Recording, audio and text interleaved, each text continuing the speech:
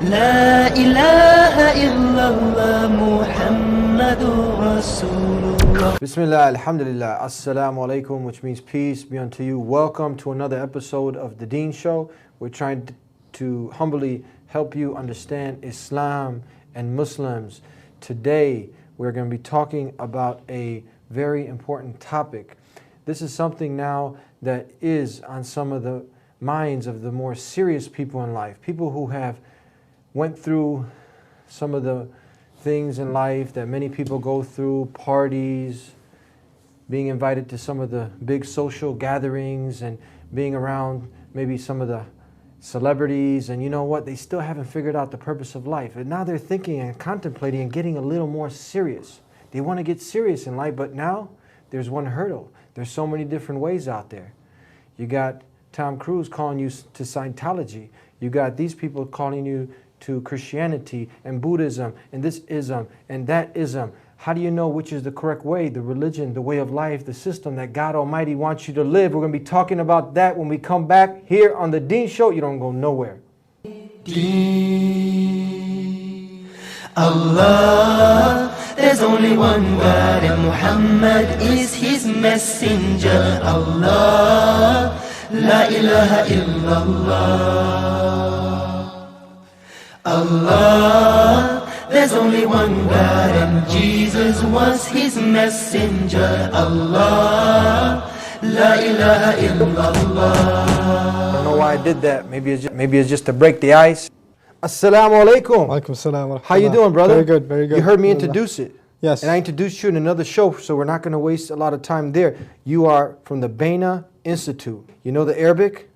That's the original language that the Quran was revealed in. You know how to speak it? I'm a student of it, yes. Assalamu alaikum. Wa alaikum salam. Okay, you know some Arabic. We're good. No. Okay, look, we're breaking a little bit of the ice, but this is serious. The guy's been to all the clubs, he's had all the girls, but he sees there's something missing, there's a void. She's been hustled and she's made a little money and she's sick of being used and abused and all this stuff, and people are ready to get serious. Yeah. You know what? But there's a lot of things out there, a lot of confusion for some people. How do they find out what is, they're smart enough to know, look, that there is a creator. But how is it that there's so many different ways, and which is the correct one? Talk to us. First, let's walk through the thought process of someone who comes to the right conclusions. They already recognize that this world was not created without a purpose. That, you know, the intricate creation of even ourselves, down to our very fingertips, is something very profound and amazing. So it couldn't be that this has been designed without an agenda, No a way. cause, a purpose. No way. They acknowledge that there's a creator who designed this in such perfection. And any decent human being, one characteristic of decency is gratitude. When somebody does you a favor, it's human decency that you want to thank them. It would be very indecent and inappropriate of you that you had a flat tire, somebody came and helped you out, and you just turned the other way and walked away. Or drove off. That's just rude. It's not appropriate. It's Yeah. not common decency. Not at all. And human beings have a sense of common decency across religions and culture. Absolutely, yeah. So when you realize there's a creator, you realize that he's created you in such a powerful way, and he's given you abilities that he hasn't given other creatures. Yeah. And he's given you, all of these faculties, not just your physical faculties, which are amazing enough. Like none of us paid for our eyes, and none of us, bought our hands anywhere. They were just given to us. And there are so many others that don't have these things. So one acknowledges, first of all, that these things were given to him or her without them having to pay for them. And then on top of that, their sustenance, water, the air they breathe, the family they enjoy, the house, whatever they may have, they've been poured upon from every direction with all sorts of favors, none of which they had to pay for. It was just kind of handed down to them. So the very least decent person, well, in some way in their mind, they want to be grateful. So even you'll find the people that aren't very religious, if they win the championship, they'll say, I thank God. Yeah. Right? There's some sense of decency, right? But in addition, there's also a sense of appreciation. In addition to praise, or rather gratitude, there's praise and appreciation. Meaning he didn't just help us, he helped us in such a profound way. And his creation and his creative power is so incredible. Just the vastness of this universe, if you ever ponder over that. Just look at the sky one day and just look at its flawless end to end. that in itself would make you in awe of the creative power of this one creator. We're not even going to name him yet. We acknowledge then that this creator who made me, who has a purpose, well, who is the best person, or the best individual, or entity rather, that can tell me my purpose? Think about this. If I made this cup, well, I made it for a purpose. The manufacturer of something manufactures something for a reason. You make a car so it drives. You build a house to live in, right? So when human beings construct something, design something, then there's a purpose in mind for which they're designed. So when you acknowledge there's a creator and he created me, and he created me quite well, with this profound intellect that he gave me and all these faculties and abilities, then what purpose do I have? Where am I going to find my purpose? Well, you go back to the manufacturer. You go back to the creator to find your purpose. You can't figure it out yourself. You have to ask him, because he's the one who designed you. So you acknowledge that you are actually, this Lord that's over you, the one who's been providing for you and sustaining you and taking care of you, just like he's the Lord of everyone else, he's the only one that can dictate your purpose. But you also come to another really powerful conclusion, that up until now in your life, maybe you're 25 years old. For 25 years in your life, you didn't live up to your purpose because you didn't even know what it was, right? So you've been in violation of your purpose. Now let's take a step back. If you have, if I own a computer and it doesn't do what I want it to do, right? It crashes. I can chuck it out. I can throw it away. I own it. I bought it for a purpose. It didn't fit that purpose, so I got rid of it. Back in the old days, some farmer gets a cow, right? A cow stops giving milk. He got it for the purpose of milk. It stops giving milk, what does he do? Slaughters the cow. But you come to the conclusion that you were created for a purpose. There's a Lord over you who expects that you live up to your purpose, but for these 25, 20, 19, 18, whatever years of your life, you've been violating that purpose because you didn't even know there was a purpose. You didn't even acknowledge it. But did he punish you for it? Is it, for example, one of your purposes, one thing under your purpose is not to lie, for example? Every time you lied, was there lightning that struck from the sky and cut your tongue off? Or every time you stole, did your hand just fall off? Or every time you engaged in something evil, something wrong, did you experience the punishment right away? No, he let you go. He let it slide. He keeps letting it slide. And human beings aren't like that. When we expect something from someone, like an employee, right? If I hired you to be my accountant and I expect you to show up at 9 o'clock and you don't show up for 4 weeks, and then you show up at the 5th week it's 3 p.m. and say, where's my paycheck? Then you've already been fired, right? So you acknowledge you've been in violation, and this Lord of yours is far more merciful than anyone else you've ever experienced. His mercy is unimaginable. His mercy is unimaginable. But then you also realize, as unimaginable as his mercy is, if I've come to this conclusion that I don't know my purpose, or I haven't sought out my purpose, and I've been getting away with it all this time, is it okay if I should just forget about this purpose and continue to not think about this anymore and move on? Or if I've come this far in my thought, then I should realize that he knows that I've come to this conclusion. He knows that I realized I should be looking for my purpose. So if I stop my search here and say, I'm thinking too deep, better go back to the life of partying, then there will be consequences. I will have to pay for everything that I did. So once you reach this thought process up to here, and what's the next step? You turn to this creator, this mysterious creator that you don't yet know, and you declare one thing to him. I acknowledge that you're my creator. I acknowledge that I'm supposed to be in service to you.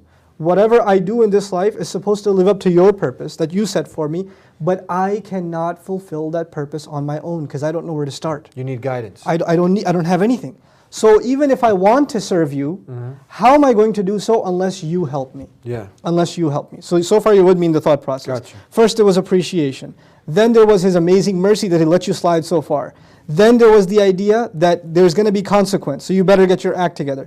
Then there's the idea that you ask him, I'm going to worship you, I want to turn to you, I want to give myself up to you, we need direction but I now. need your help. We need direction. We need direction. So now when you ask him for direction, you ask him for guidance. You ask him for the way, the clear, straight way to live your life. But you also come to another conclusion. If in fact he is as merciful, if in fact this is the truth, then you can't be the only one. This must have happened before you. There must have been people before that asked for this guidance sincerely. And there must be people before that were given this guidance, right? So you ask him, instead of being left out on your own, you ask him to show you a path that other people have already walked. People have already got, and that he favored upon, right? And then there must be other people who asked for that path. Now listen to this carefully. They asked for that path. They got the path. It's like me asking you for directions. You gave me directions, but I didn't follow those directions, right? I didn't follow those directions. That's such a person who asks for the favor, gets the favor, and then disregards the favor, is someone who the Creator must be very angry with. You know, there's a person who didn't even get the favor, but there's a person who got the favor and then disregarded it, saw the truth and then put it aside. This person is worthy of the Lord's wrath.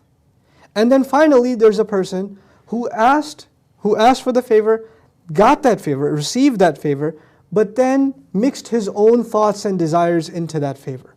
God gave him guidance, He gave him the truth, He gave him clarity, but he didn't like everything that he heard.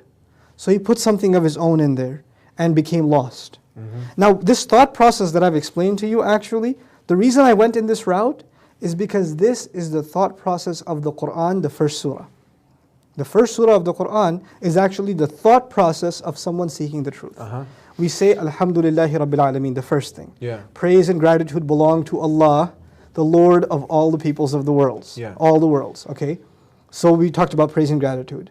Then we say, Ar-Rahman Ar-Rahim, the unimaginably, exceedingly merciful, constantly merciful. So this was the mercy part. But then we say, Maliki Yawmiddin, the master of the day of judgment. There's going to be consequence if I try to take advantage of His mercy. Then we talked about you reaching the conclusion you want to worship Him. Iyaka na'budu, we worship only You. But we can't worship Him ourselves, we need help. So Iyaka nasta'inu, we seek Your help. We seek Your help. What help specifically do we seek? Guide us. So what's the next ayah? Ihdina sirat al-mustaqim, guide us to and along the straight path. Then we said, this path must not be us alone. There are people that have gone down this road before. So we asked to find the road of those who have succeeded before us, the path of those who You favored, not those who earned Your wrath, not those who went astray. Right? So this thought process is what we are asking people to consider. It's universal. I didn't take you to the Quran first. I showed you the logic of that path first, right? Once you understand this path, nothing I have said is directly saying accept Islam. All we're saying is be sincere to the Creator, be grateful to Him, accept Him as your Lord, ask Him to show you the path sincerely, and ask Him to show you those who walked down this path before and succeeded, and keep you away from those who walked down this path but then got lost, then went astray, or earned God's wrath, earned Allah's wrath, right?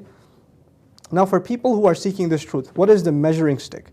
The first measure is your own conscience. That's the first measure. The second measure is, if in fact it is from God, then it has to meet one primary standard. And that primary standard is, there can be no one between me and the worship of that one true God. Nobody in the middle. Nobody in the middle. There can be those who show me that path. But I'm not going to worship these people that are showing me the path. I'm only going to take their teachings to get to the path, because they may be the ones Allah favored. Just like I asked to show me some role models, some guides. So these are people that are role models, not ones to be worshipped, but rather to be looked at as role models, as guides. So this sincere attitude, this measuring stick, with this standard, when you try to seek a path, and you try to filter out what is it that's out there, what are the things that people are calling towards, and you find, and then in that quest, when we ask you humbly to consider, just sincerely look at Islam, sincerely look at the Quran. What is it asking you to do? What is it asking you for? What is it demanding from people? You will find it's essentially saying one thing: we created you for a purpose, right? And Allah says, وَمَا خَلَقْتُ الْجِنَّ وَالْإِنسَ إِلَّا لِيَعْبُدُونَ. We didn't create jinn or human beings except that they should worship Me. What's the we here? When you say we, so people are. Well, actually, in that specific ayah, it's I. Actually, خَلَقْتُ. I didn't create. But in the Quran, we is used as a royal we. What that means is... It's not some people might think, because they might come over from a Christian background and they say Trinity, does have anything to do with... No, to understand that better, in the Quran, when God is exceptionally merciful or angry, he says I. Put the analogy, even though there's no parallel to Allah, but in language, if you think of a king, right? A king normally speaks of himself in royal terms. We have declared, this is our land. I see. You know? So and come and kneel before us, right? So the king speaks of himself in royal terms, and this is very true in Semitic culture. Arabic is a Semitic language. But when the king is exceptionally angry, like some guy comes up to him and talks to him in a disrespectful way, you dare speak to me like this? He goes from we to what? Me, right? So the singular I is used in the Quran in cases of anger, and also in cases of mercy. But whenever Allah is talking about His royalty, His majesty, His kingship, His dominion, His provision, these grand things, then you will find the word we. So it's not in the literal sense, it's in the sense of royalty. And the other proof that it's not literally we is that the Quran uses the word He for God. Huwa, He. But there's no mention of they. You see, I and we is first person, right? But He is third person. So if this was truly plural, we would find plural in the third person too. Okay, so this is the one God, not the three-in-one God, absolutely one God who created all of us. And this is the God that we need to ask for guidance, as you were saying. Absolutely. How do we get people to see the urgency of this? Some people say, you know what, I'll wait until I'm 40, 50, when I get a little gray hair. I still got some time. I want to chase the girls. I want to, look good for the boys. I want to hang out. Is this a good thing that people are doing? Delaying? We'll be right back. You have to pray as if everything depends on Allah, and it does. But you must work as if everything depends on you, and it doesn't. That's my point. You see what I'm saying, man? And I don't like that. I don't like us sitting here. What are you waiting for? What are we waiting for right now? What are we waiting for all these people to come to Islam? What are we waiting for? What are we waiting for right now? When they're going to come? They're going to come. Allah going to bring these people. Allah subhanahu wa ta'ala put in our hand the ability to do it. Now do your job.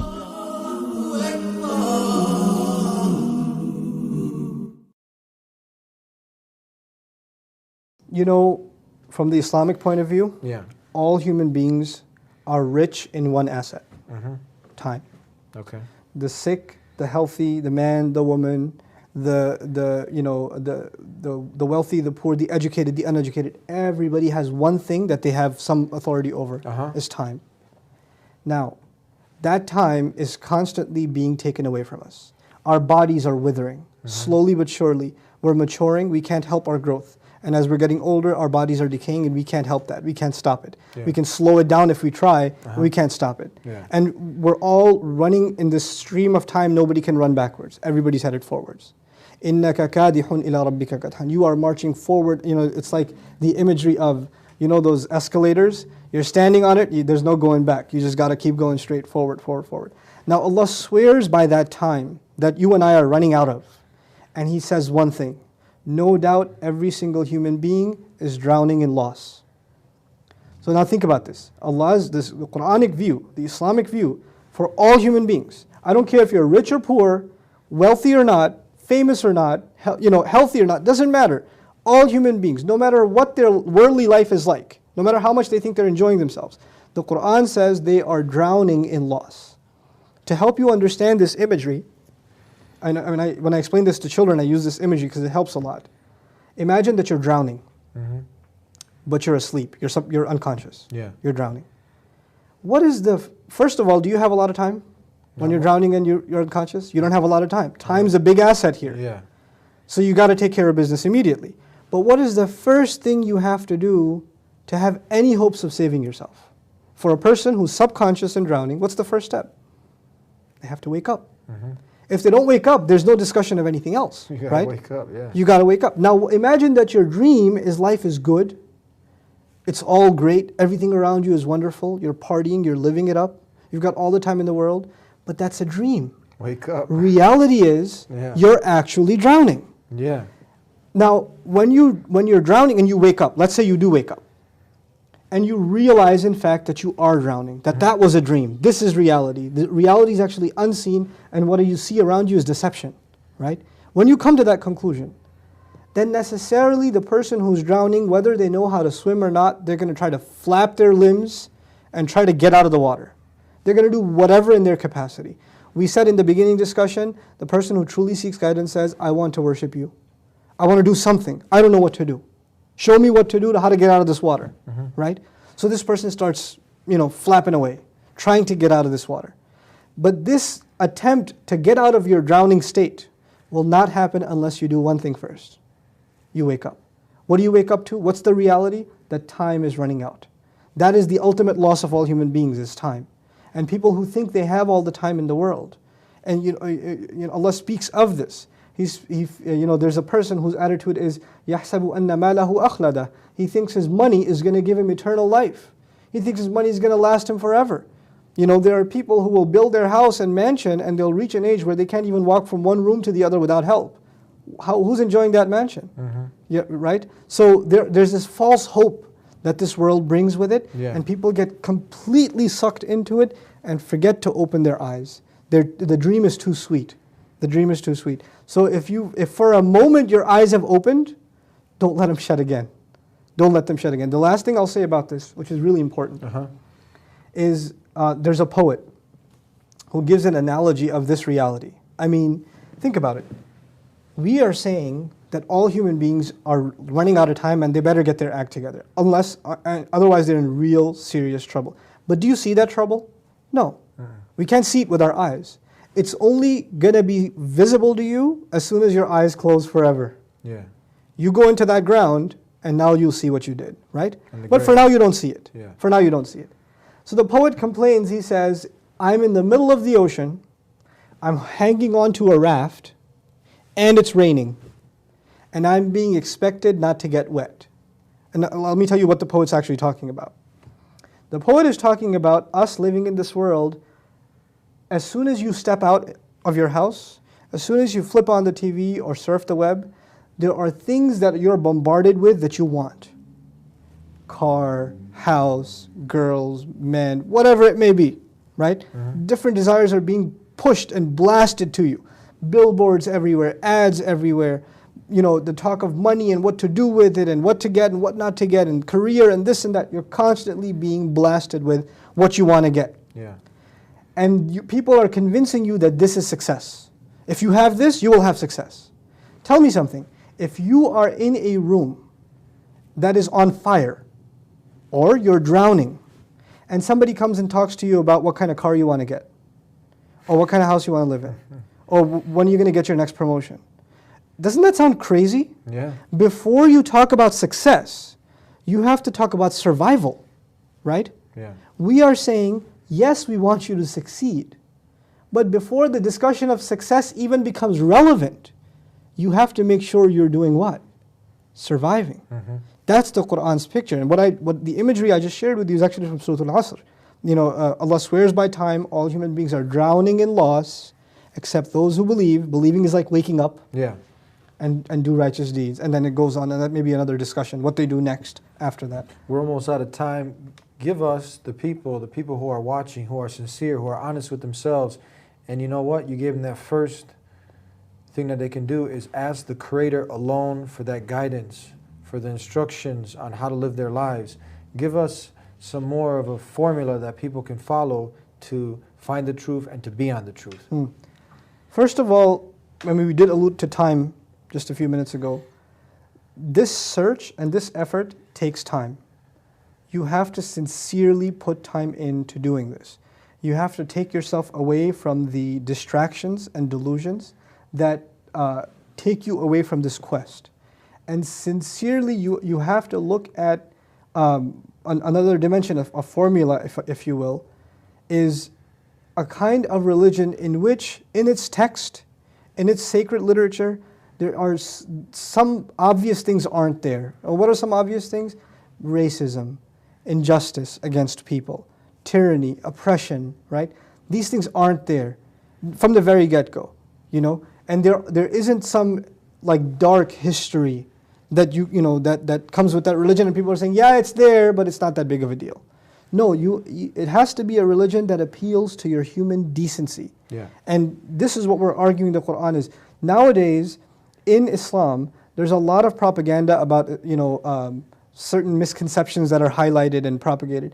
My claim with full confidence is every one of those allegations that are made of Islam being inhumane or being intolerant or anything else, if you study them with sincerity and if they're presented properly to you without any watering down, in their true honesty, I don't see any decent human being would say this doesn't make sense. They would say it makes sense. Because what God reveals is better for us and it appeals to our human decency. And this is the essence of the matter. But in the end, my final advice would be, and this is the last part of it, if you sincerely ask for guidance, be ready for what you get. It may not be something you like, you may have to give up your desires for it. Because you're not the one in the position of making demands. He is the one who places the demands, you accept them. Don't think of religion as, why is God not telling me what I want to hear? Why don't I get to do what I want to do? It's not about you. You've already acknowledged you owe Him gratitude. He doesn't owe you anything. So be sincere and submissive in your search. So when you find the truth, you submit to it. You put your ego before it. And you put it on the ground, basically. And you give in to the Lord of the worlds. Thank you very much. Jazakallah khairan. And we hope to see you back here again on the Deen Show. And we like to thank you for sitting tight through another episode of the Deen Show. I hope you got to benefit. He has given us the formula. It's very simple. Ask the one who created you to guide you and be ready to submit to what He tells you to do. It's very simple. And come back here every week on the Deen Show. We look forward to seeing you next time. Until then, Assalamu alaikum. Peace be unto you. I just want to say, very simple message. One of the beautiful things about our religion of Islam is the emphasis on direct ritual and prayer to God directly. There is no intermediary. The lights will go on after the party, and the party will end. It's very simple and very clear. There are no superstitious rituals, no strange incantations. Time is running out. We might not make it till tomorrow, and this is something that we need to think about.